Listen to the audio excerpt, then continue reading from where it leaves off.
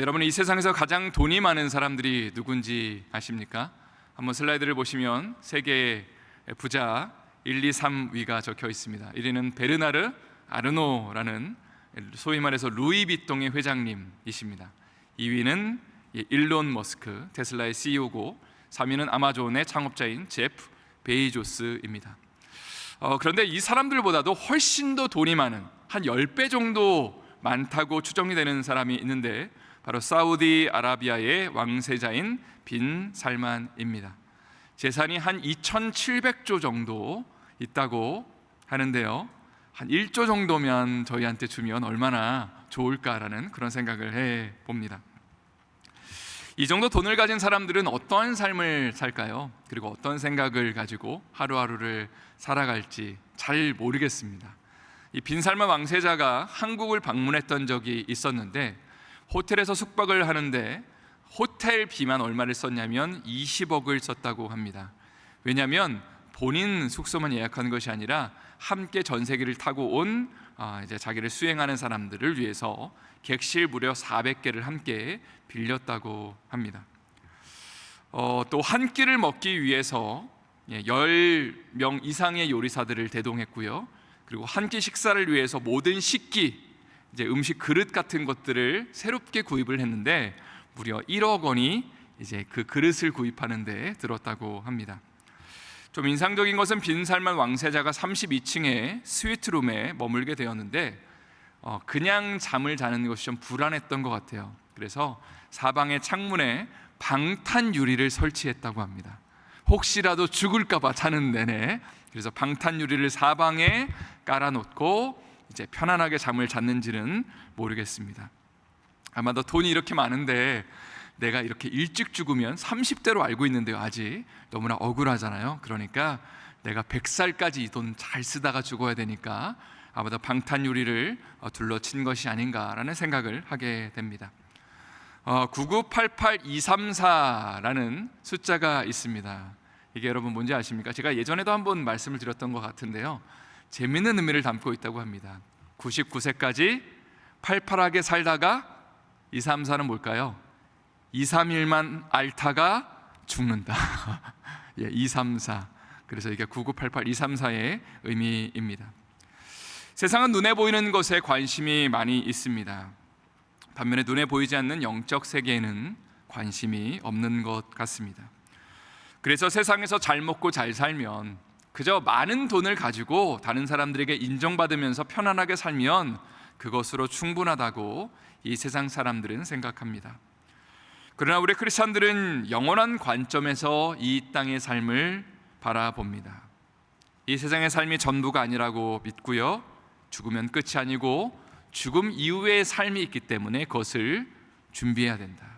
예수님을 소위 말해서 그래서 잘 믿어야 된다라고 우리는 우리의 삶 가운데, 마음 가운데 그 고백을 가지고 이 땅을 살아갑니다. 그러나 이 땅 가운데 살아가는 세상의 관점을 가진 사람들은 많은 돈을 소유하기를 원합니다. 그것이 그들의 자랑이 되기를 원하고, 그리고 현재의 삶에 초점 맞춰져 있기 때문에 예수님을 믿는 것에는 관심이 없는 것 같습니다. 그렇다면 정말 돈이 많은 것이 축복이 될 수 있을까요? 많은 것들을 소유했기 때문에 이 땅 가운데 삶에 집중하고 그 이후의 삶, 죽음 이후의 삶 가운데 관심이 없다면 그의 삶이 정말 축복된 삶이라고 말할 수 있을까요? 분명히 아닐 것입니다. 한번 이 새벽에 저를 한번 따라해 주시면 감사를 드리겠습니다. 조금 가난해도 예수님 믿는 것이 축복입니다.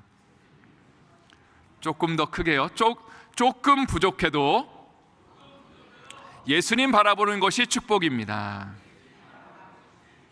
여러분 아멘이십니까? 이제 오늘의 본문의 말씀을 우리가 한번 살펴보도록 하겠습니다. 오늘 본문의 1절 말씀 함께 다 같이 읽어보겠습니다. 너는 내일 일을 자랑하지 말라. 하루 동안에 무슨 일이 일어날는지 내가 알 수 없음이니라. 여기 보면 많이 갖고 있어서 혹은 이 땅 가운데 삶에 너무 많이 치중한 나머지 내일 일을 자랑하는 사람들에 대한 경고가 등장하고 있습니다. 곰곰이 생각을 해본다면 많이 갖고 있는 사람들은 현재의 삶뿐만이 아니라 미래의 삶에 대해서도 확신하는 경향이 있는 것 같아요. 내가 이만큼 갖고 있으니까 오늘의 삶뿐만이 아니라 내일의 삶도 당연히 보장받겠지. 내가 이만큼을 갖고 있으니까 적어도 몇십 년은 내가 떵떵거리면서 살겠지라는 미래의 삶에 대한 확신을 갖고 있다는 것입니다. 그러나 이들의 문제는 제가 설교 서두에서 언급한 것처럼 죽음에 대한 생각을 별로 하지 않습니다. 미래에 대해서 정작 대비하지 않는다는 것이죠.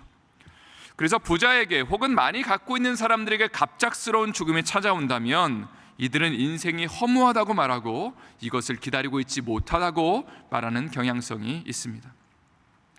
2020년 1월에 NBA 스타인 코비 브라이언트가 헬기 사고로 갑작스럽게 딸과 함께 추락해서 죽음을 맞이했을 때에 전 세계 사람들은 이 코비 브라이언트를 애도하면서 많이 당황을 했습니다. 영웅을 잃어버렸다, 이런 표현도 썼고요. 마치 일어나서는 안 될 일이 벌어진 것처럼 이들은 코비 브라이언트와 그 딸의 죽음을 그렇게 생각했다는 것입니다. 우리도 마찬가지죠. 갑작스러운 암으로 인해서 혹은 사고로 인해서 누군가가 죽음을 맞이하게 된다면 물론 인간적으로는 너무나 슬픕니다. 당황스럽습니다. 그러나 우리가 정말로 천국이 있다는 것을 확신한다면, 우리가 이 땅의 삶이 전부가 아니라 이 땅의 삶은 영원한 천국을 준비하는 기간이라는 것을 우리의 마음 가운데 새기고 있다면, 우리가 그렇게 누군가의 믿는 자의 죽음을 허무하게 생각하거나 황망하게 그렇게 너무 생각할 필요는 없다는 그런 마음을 부어주셨습니다. 오히려 믿는 자가 천국을 갈 때가 가까이 온다면 우리는 이런 관점을 가져야겠죠. 내가 그토록 염원하고 기다리던 그때가 찾아왔구나. 누군가가 정말로 천국을 그렇게 사모했는데 하나님 나라에 입성했구나, 마지막까지 믿음을 고백했구나 라고 고백하면서 우리의 삶 가운데 그 천국을 염원하고 기뻐하는 고백이 필요하다는 것입니다. 누가복음 12장에 보면 예수님의 이런 비유를 말씀하십니다. 한 부자가 있는데 넓은 땅에서 농사를 짓고 소출이 흘러넘치고 있습니다. 부자가 그때 어떤 생각을 하냐면, 넘쳐 흐르니까 이걸 내가 다른 사람들에게 좀 나눠줘야겠다, 이런 생각을 하는 것이 아니라 이 넘치는 소출을 저장할 곳간이 부족하니까 곳간을 지었자, 더 넓은 곳간을 짓고 더 많은 것들을 내가 소유하고 싶다. 그러면서 이렇게 말을 합니다. 여러 해 동안 평안히 쉬고 먹고 마시고 즐거워하자. 그러나 하나님은 그 부자를 향해서 이렇게 말씀하십니다. 누가복음 12장 20절과 21절의 말씀 한번 다 같이 읽어보도록 하겠습니다. 하나님은 이르시되 어리석은 자여, 오늘 밤에 내 영혼을 도로 찾으리니 그러면 내 준비한 것이 누구의 것이 되겠느냐 하셨으니, 자기를 위하여 재물을 쌓아두고 하나님께 대하여 부여하지 못한 자가 이와 같으니라. 세상은 이 부자의 삶을 분명히 흠모할 것입니다. 나도 당신처럼 되고 싶어요, 나도 당신과 같은 삶을 살고 싶어요 라고 말한다는 거죠. 그러나 하나님은 이 부자를 향해서 뭐라고 말씀하셨어요? 어리석은 자여 라고 주님이 말씀하셨습니다. 20절에 보면 어리석은 자여, 오늘 밤에 내가 내 영혼을 도로 찾겠다라고 주님이 말씀하십니다. 조금 전에 나눈 것처럼 세상의 관점에서 부자는 어리석은 사람이 절대로 아니었습니다. 많은 소출을 거두면 풍요한 삶을 보장받을 수 있었고 그의 가족들이 참 부유한 삶, 보호받는 삶을 살 수 있었습니다. 죽을 때까지 평안한 삶을 살 수 있었지만 하나님은 그를 향해서 어리석은 자여, 오늘 밤 내가 너의 생명을 데려가겠다 라고 말씀하셨고, 영원한 삶을 내가 준비하지 못한다면 너의 그 많은 소유가 무슨 소용이 있냐고 주님이 그렇게 말씀하셨다는 사실입니다. 사실 하나님이 우리의 삶 가운데 많은 축복을 부어주신다면, 물질을 부어주신다면 우리는 감사해야 합니다. 그러나 그것으로 인해서 하나님께 부여하지 못한 삶을 살게 되고 하나님을 인정하지 못하고 예수님을 믿지 않는다면, 영원한 관점을 갖지 못하고 이 땅에서의 삶을 만족하며 그저 내일 일을 자랑하는 삶을 우리가 살아가고 있다면 그것은 축복된 삶이 결코 아니라는 사실입니다. 그래서 요한일서 2장 15절부터 17절의 말씀은 우리에게 이렇게 선포합니다. 한번 다 같이 읽어보도록 하겠습니다. 이 세상이나 세상에 있는 것들을 사랑하지 말라. 누구든지 세상을 사랑하면 아버지의 사랑이 그 안에 있지 아니하니, 이는 세상에 있는 모든 것이 육신의 정욕과 안목의 정욕과 이생의 사랑이니 아버지께로 온 것이 아니요 세상으로부터 온 것이라. 이 세상도 그 정욕도 지나가되 오직 하나님의 뜻을 행하는 자는 영원히 거하느니라. 여러분, 이 땅을 살아가면서 세상의 것들이 필요할까요? 불필요할까요? 예를 들어서 우리가 집이나 자동차나 또 이런 것들을 구입하려면 돈이 필요합니다. 이런 것들을 우리가 저는 필요 없어요, 불필요라고 말할 수 있는 사람은 한 사람도 없을 것입니다. 문제는 이것이죠. 이 세상이나 세상에 있는 것들을 어떻게 하는 거예요? 15절에 보면 사랑하는 것, 혹은 하나님보다 이런 것들을 더 귀하게 여기는 것을 성경은 경고하고 있습니다. 그런 차원에서 저를 한번 또 힘차게 따라해 주시면 감사를 드리겠습니다. 주 예수보다 더 귀한 것은 없습니다. 다시 한번요. 주 예수보다 더 귀한 것은 없습니다. 여러분, 아멘이시죠? 오늘 본문의 이제 2절 말씀을 한번 또 다 같이 읽어보도록 하겠습니다. 오늘 본문의 2절 말씀을 읽겠습니다. 타인이 너를 칭찬하게 하고 내 입으로는 하지 말며 외인이 너를 칭찬하게 하고 내 입술로는 하지 말지니라. 여기 보면 칭찬에 대해서 두 가지 관점이 등장하는데, 하나는 내가 나를 칭찬하는 거고요, 또 하나는 다른 사람이 나를 칭찬하는 겁니다. 여러분은 어떠한 케이스인지 한번 돌아와 보십시오. 다른 사람이 여러분을 칭찬하는 편인가요? 아니면 여러분이 여러분 자신을 드러내는 편인가요? 물론 이것을 자존감이라는 차원에서 생각해 볼 수도 있습니다. 어떤 분들은 자존감이 너무 낮아서 많이 갖고 있고 잘하는 것도 있지만 나 잘 못한다고, 나 참 많이 부족하다고, 이런 사람들도 있고요, 자존감이 너무 높아서 조금 잘해도 엄청 잘하는 것처럼 그렇게 부풀리는 사람들도 분명히 있습니다. 그러나 오늘 본문의 2절 말씀은 자존감에 대한 이야기는 아닌 것 같습니다. 오히려 1절 말씀에 연결되어서 부자가 등장했잖아요. 내일 일을 자랑하는 사람들, 천국을 대비하지 못하는 사람들, 그래서 결국 축복받지 못한 삶을 사는 사람들을 빗대어서, 만약에 그 부자가 자기 자신을 낮추고 그리고 겸손함으로 주님을 바라보고 천국을 소망하면 복된 인생이 되겠지만, 그러나 만약에 그 부자가 나를 자랑하고 나의 것들을, 온전히 소유한 것들에 대해서 내가 내일 일을 너무 확신한 나머지 정말로 미래를 준비하지 못한다면 그의 인생은 비참한 것이 아니냐라고 마치 오늘 본문 2절은 그렇게 이야기하고 있는 것 같습니다. 그래서 2절 말씀에서 타인이라는 표현 대신에 주님이라는 단어를 넣어서 한번 저희가 읽어보도록 하겠습니다. 그럼 이 말씀이 조금 더 이해가 되는 것 같습니다. 다시 한번 읽어보도록 하겠습니다. 주님이 너를 칭찬하게 하고 내 입으로는 하지 말며 주님이 너를 칭찬하게 하고 내 입술로는 하지 말지니라. 우리가 궁극적으로 바라고 소망하는 것은 우리가 우리 자신에 대한 자랑을 많이 하는 것이 중요한 것이 아니라, 오히려 예수님이 우리의 삶을 향해서 칭찬해 주시고, 야, 너무 참 너 잘했다, 내가 너를 정말 높이길 원한다라고 주님을 말씀하신다면 그것이 정말 주님이 기뻐하시는 신앙생활이 된다는 것입니다. 고린도서 10장 17절 18절 말씀은 그래서 우리에게 이렇게 도전합니다. 한번 이것은 제가 읽겠습니다. 자랑하는 자는 주 안에서 자랑할지니라. 옳다 인정함을 받는 자는 자기를 칭찬하는 자가 아니요 오직 주께서 칭찬하시는 자니라. 저는 오늘 이 새벽에 여러분에게 이런 도전을 드리고 싶습니다. 우리가 정말 꿈꾸고 바라는 것은 우리 자신이 나를 칭찬하는 것도 아니고 사람들이 나를 높여주고 칭찬하는 것이 되어서는 안 됩니다. 내가 마치 소유하고 있는 것, 혹은 내가 신앙생활 하는 것에 대해서 물론 누군가가 나를 칭찬하고 내가 내 자신을 너 정말 대단하다라고 말할 수도 있습니다. 그러나 궁극적으로 우리가 꿈꾸고 바라는 것은 주님이 우리의 삶을 향해서, 때로는 참 힘들고 어려운 시간들, 눈물 흘리며 가슴을 쳐야 되는 그런 시간들, 또 때로는 가난하고 연약해서 아파서 한숨을 쉴 수밖에 없는 그런 시간들을 보낸다 할지라도, 그래도 주님 바라보면서, 십자가 길 걸어가신 그 예수님 바라보면서 나 이 길 가겠습니다라고 주님 앞에 온전히 올려드리며 하루하루를 살아갈 때에 주님이 우리의 삶 가운데 언제가 다가오셔서 이렇게 말씀하시는 것이죠. 야, 너 너무 잘하고 있다, 내가 너를 인정한다, 내가 너를 정말 격려하고 싶다. 주님이 말씀하실 때 그 인생이 정말 값어치 있고 우리의 삶이 주님 보시기에 아름다운 삶이라는 사실입니다. 이러한 은혜와 축복이 우리의 삶 가운데 넘쳐날 수 있기를 예수님의 이름으로 축원드립니다. 오늘 본문의 5절 말씀을 한번 다 같이 읽어보도록 하겠습니다. 다 같이 읽겠습니다. 면책은 숨은 사랑보다 나으니라. 두 가지 개념이 비교되고 있습니다. 하나는 면책이고 하나는 숨은 사랑입니다.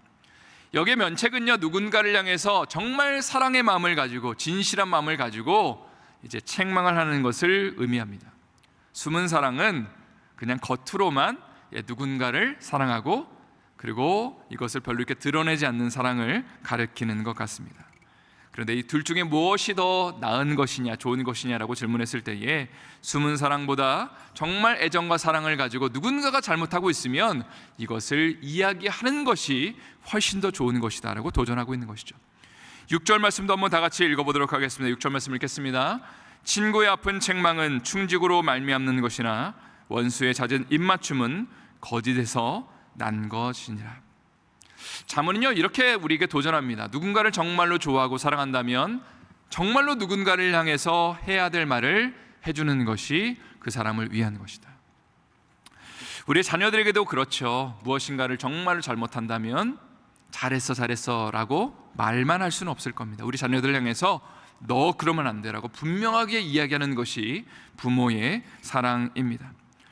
마찬가지로 누군가를 정말로 우리가 사랑한다면 잘못하고 있는 모습을 봤을 때 우리가 기도하는 가운데 그 사람에게 충고하고 때로는 책망하는 것이 하나님이 기뻐하시는 모습이라는 것입니다. 그러나 그 충고가 결코 쉬운 일은 아니기 때문에 이렇게 표현하는 거죠. 6절에 친구의 아픈 책망이다, 쉽지 않은 책망이다라고 그렇게 이야기하는 것입니다. 또 6절 후반부에 이런 표현이 등장하는데 원수의 잦은 입맞춤. 고대 근동 사회에는요, 인사를 할 때에 입을 맞추는 때가 많이 있었습니다. 근데 정말로 내가 누군가를 사랑하지도 않고 좋아하지도 않는데 자주 입만 맞추는 거예요. 입 바른 소리만 하는 것을 의미합니다. 좋은 얘기만 해주는 것을 의미합니다. 이것은 진짜 사랑이 아니다라고 그렇게 6절에서 우리에게 말하고 있는 것입니다.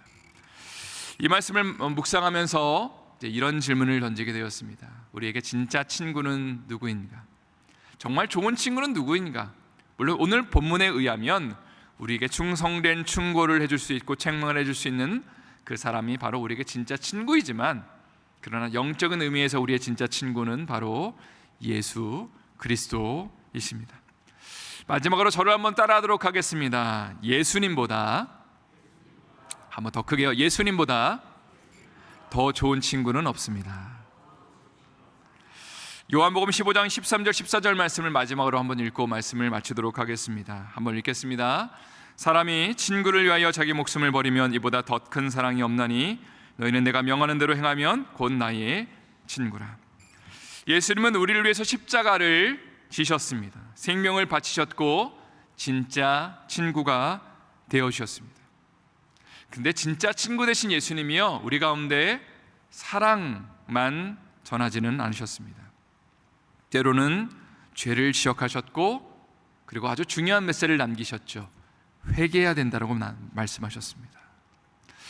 자기의 삶의 주인된 모든 사람들을 향해서, 나름대로는 하나님을 위해서 살아가고 있는 사람들이지만 유대인들이니까요. 그러나 여전히 자기가 주인된 사람들, 삶의 문제와 이슈가 나타났을 때에 내가 죽지 않고 나의 생각과 나의 뜻대로 행하는 사람들, 혹은 나 자신을 위해서 신앙생활을 하는 사람들을 향해서 주님 말씀하셨죠. 너가 회개해야 된다. 회개의 가장 중요한 것은 내가 주인된 것을 포기하는 것입니다. 내가 왕된 삶, 내가 무엇인가를 판단하고 내가 무엇인가를 이끌어가는 그 삶을 주님 앞에 포기하고 예수님이 왕되신 삶, 주님이 말씀하시면 네 주님 내가 따르겠습니다 고백하는 그 삶으로 주님 우리를 초청하셨습니다. 그러면서 이렇게 말씀하셨죠. 나를 위해서 너의 생명을 바치면 나와 함께 살아나게 될 것이다. 그러나 너를 위해서 사는 사람은, 자기 자신을 위해서 사는 사람은 그 생명을 잃어버리게 될 것이다. 오늘 이 새벽에 우리가 가장 소중하게 여기는 것은 무엇인지, 설교의 서두에서 언급한 것처럼 우리의 부함을 자랑하지 마시고요, 우리의 지혜나 우리의 신앙생활을 자랑하지 마시고 가장 귀한 것 예수 그리스도를 붙잡으시고, 예수님과 함께 오늘도 내가 죽었습니다, 오늘도 내가 사는 것이 아니라 주님 내 안에 사시는 것입니다 고백하며 우리의 삶, 가장 귀한 친구에게 우리의 삶을 의탁하고 맡기는 그런 삶이 될 수 있기를 예수님의 이름으로 축원드립니다. 다시 한번 예수님의 이름으로 축원드립니다.